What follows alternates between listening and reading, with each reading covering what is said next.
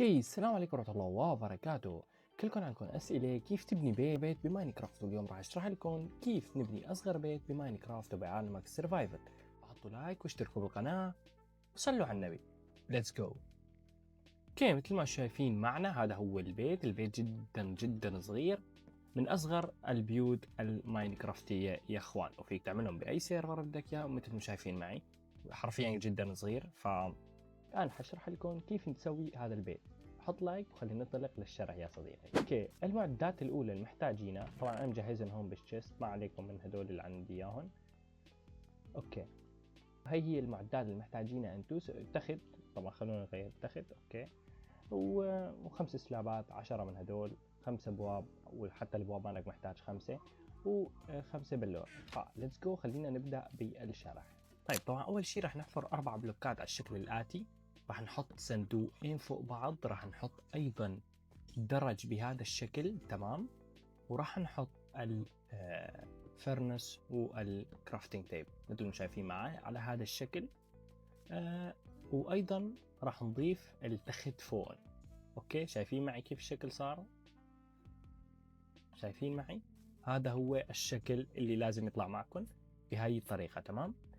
بعدها بنمسك التراب دور يا اخوان وبنحطهم على هذا الشكل مثل ما شايفين معي.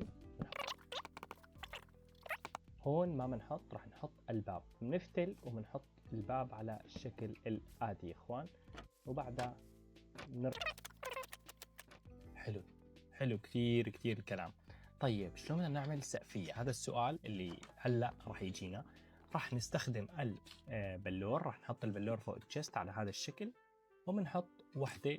وشغلة اختيارية صراحة، بدك تحط وحدة أو ما بدك، بس مثل ما شايفين معي. اوكي، مثل ما شايفين معي حاليا زبط البيض. طيب، طبعا بدي اشرح لكم شغله. مثل ما شايفين معي هون البلور، هون انا حاطط وحده. البيت اللي استخدمته للشرح اول شيء حطيت تنتين، فهي الشغله اختياريه يا اخوان. يعني انت بكيفك، يا بتحط يا ما بتحط. الله على ظهور الشمس، شيء اسطوري. تمام، فهي بترجع لك صديقي وعزيزي المتابع. طيب، مثل ما شايفين هيك بكون صار معنا اصغر بيت بماينكرافت. بعدها فيك تضيف له حركات بسيطه مثل هي الحركه اللي راح اورجيكم اياها حاليا.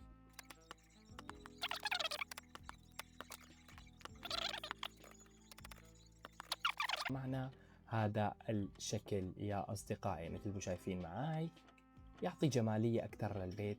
مثل ما شايفين ترى اصلا حرفيا الباب مو مبين يا اخوان. يعني انت بتطلع هيك، اوه وين الباب؟ بتحس ما له باب، او بتحسه شغله، او بتحسه شغله فقط عاديه. فحرفيا البيت جدا صغير يا اخوان، ففكره اسطوريه لا تقولوا لي.